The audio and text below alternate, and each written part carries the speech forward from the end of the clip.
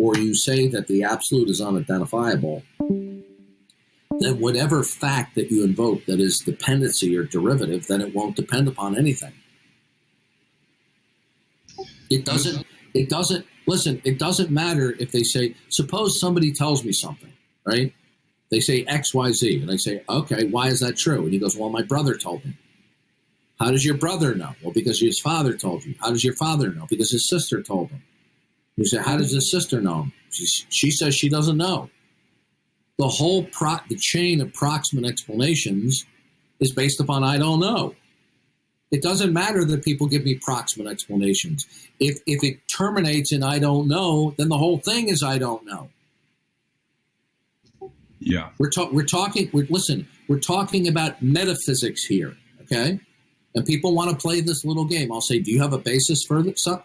And they go, oh, yeah, I have a basis. And what they really mean is they have 1, 2, 3, or 4 proximate explanations of the dependent facts. Say, good. The last proximate explanation, what does that depend on? Oh, I don't know. This is how desperate the sinful human heart is to cling to autonomy rather than say, I need God ontologically for intelligibility of facts. They want to believe that they can have intelligibility of facts without reference to ultimate reality. If somebody says the apple has intelligibility without reference to ultimate reality, meaning God exists or does not exist, then you have denied God. Then you are an atheist. It's that simple. It doesn't matter that somebody says, well, I don't know that if there is or isn't a God. That statement, it implicitly is claiming I don't need to specify ultimate reality in order for me to give facts. If you truly don't know what the ultimate nature of reality is, then you have no intelligibility for facts, and you shouldn't be speaking facts. Why would an absolute, that which is fundamentally absolute, why would it have to be personal to account for the intelligibility of facts? Because only a personal absolute that has that. You just cut out, Darth.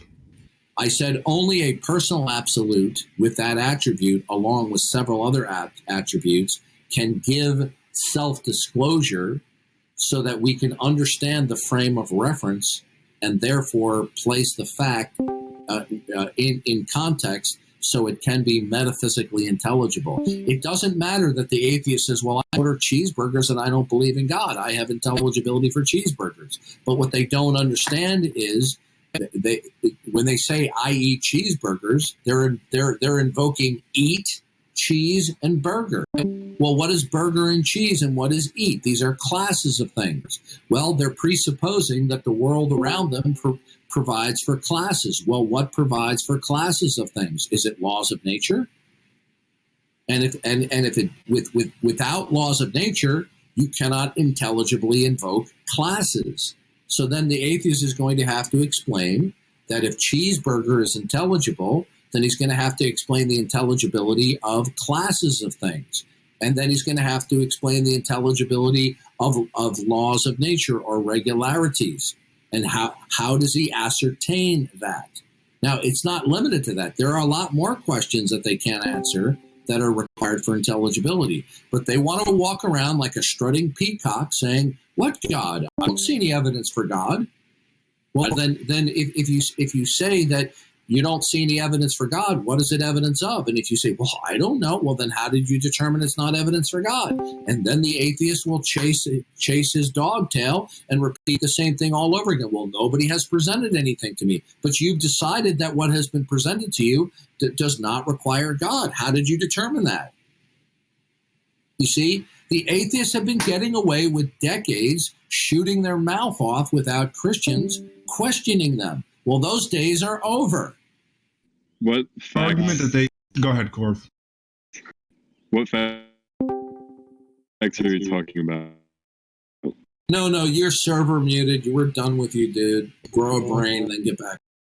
Okay, the question I was going to ask was the argument that atheists make that throws me off is they say, okay, so my intelligence or my fundamental absolute I can't account for, how does that establish your absolute a personal creator God? That's what throws me off. Well, the way that we establish it is through God's self-disclosure, because there cannot be any other way. And if the atheist says, God has not given self-disclosure of himself in natural or special revelation, then he's going to have to sit there and keep his mouth shut. And if he doesn't keep his mouth shut, then he's simply spewing absurdity. Why is it absurdity? It's because it is without ultimate context.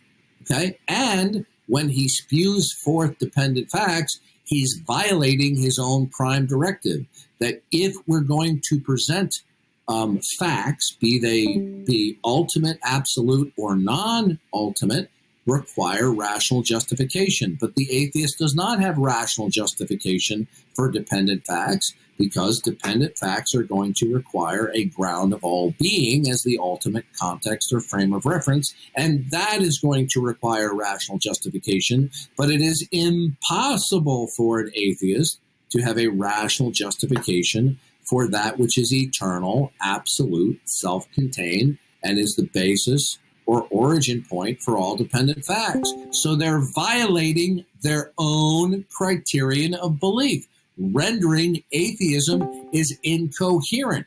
But is that going to move them that they're incoherent? No, because they do not care that they're incoherent. All they care about is there's no God and I can order my cheeseburger. This is how stupid they are. The thing is, I keep getting thrown off because I don't think I've heard you dismantle that their worldview is incoherent, but because atheists are rarely honest enough to get to the point where you actually show the impossibility of the contrary. I have shown the impossibility of the contrary, that intelligibility is going to require the property set of the Christian God. Let's just assume for the sake of discussion, okay, that it is the case that the Christian God exists, okay? His property set is essential and necessary for coherence and intelligibility. So, for example, suppose we were to remove the issue of God's omnipotence. Well, then when God constructs this world, he doesn't know that everything is going to work correctly and secure, that man can have intelligibility for facts. Or let's say he's not omniscient. He may be very powerful and organizes things, but he doesn't know how everything's going to work out. So a basic human being with a normal brain can have fundamental basic intelligibility. So the atheist is going to have to concede that the Christian God and his properties and attributes, in the case that the God of the Bible exists, his attributes do provide for intelligibility. But when the atheist denies that, and then we examine his worldview, there's no way to identify the system. It's simply chosen arbitrarily in violation of the atheist's prime directive. So we have demonstrated the truth of Christianity to the impossibility of the contrary. Okay, so if they simply say no, you haven't proven it, say good, then you need to shut up, because whatever comes out of your mouth, it's not going to depend upon anything.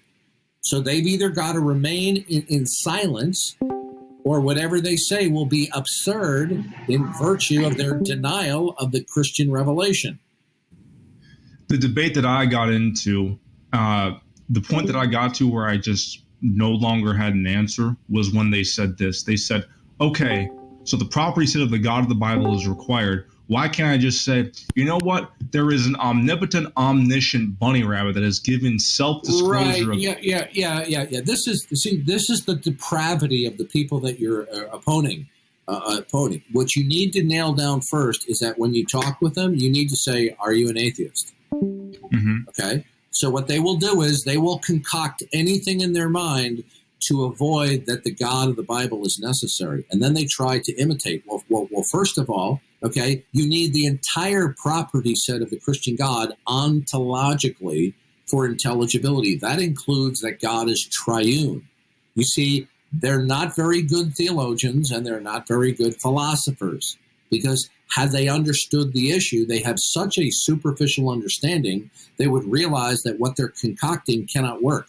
You cannot imitate the Christian God. It is not possible, because you are going to have to leave out one or more distinctive properties of the Christian God. And if you leave one of them out, for example, if you leave out the fact that God is triune and he has a salvific plan that he has progressively revealed throughout human history, you're not going to have ontological intelligibility. So all they're just seeking to do is simply try to do a parody of the Christian worldview. They don't even believe this crap. Listen, there was on Pal Talk a couple years ago, I forget what the guy's screen name was. He used several different screen names, and he was probably one of the more intelligent and intellectually adept atheists, okay? And I had debated and conversed with him a number of times. Well, when Cy 10 Bruggencate was on a radio show that had an audience being interviewed by another atheist, I can't remember what the show was. It's easy to find on YouTube. He was questioned by this guy that I know, who I knew was an atheist, okay? I won't mention his name, but he gives his name in the video. And he says to Cy 10 Bruggencate, he tries to do a parody. He says, well, there's this force out there that's ultimate, and he says it makes me know things in a way that I cannot be wrong, therefore making your God unnecessary. And Cy 10 Bruggencate pointed out the same thing, that this is the lengths that people will go to when they realize that atheism is bankrupt and cannot provide for ontological intelligibility, that they will just start making stuff up in order to avoid the Christian God, rather than say, well, yeah, the Christian God has necessary properties. I guess I'm going to have to accept them. Well, I contacted this guy 6 months later, and in a private conversation, I didn't let him know that I saw him on the YouTube program. And I said, so, well, as an atheist, what is your ultimate authority, all right, as to truth and intelligibility? And he goes, well, it's my mind. I said, so it's not God or something beyond you? He said, no. I said, are you sure about that? He goes, yeah. Then I hit him right between the eyes with the YouTube video. I said, you remember when you were there 6 to 10 months ago? You remember that? He goes, oh, yeah. He goes, that was me. And I said, you were lying through your teeth, weren't you? He goes, yeah, you got me. I'm busted. So when they start talking about some rabbit, they're doing the same sleazy maneuver that this guy did. Okay? Anything short of accepting the self-disclosure and revelation of the Christian God and the Christian scriptures is rebellion. The only thing they can say is if they haven't read the Christian scriptures or are not familiar with the basic message of the Bible and or the New Testament. But once they're familiar with it and they reject it, that you can't take them at their word, because if you're a Bible-believing Christian, God says they are in rebellion. Yes.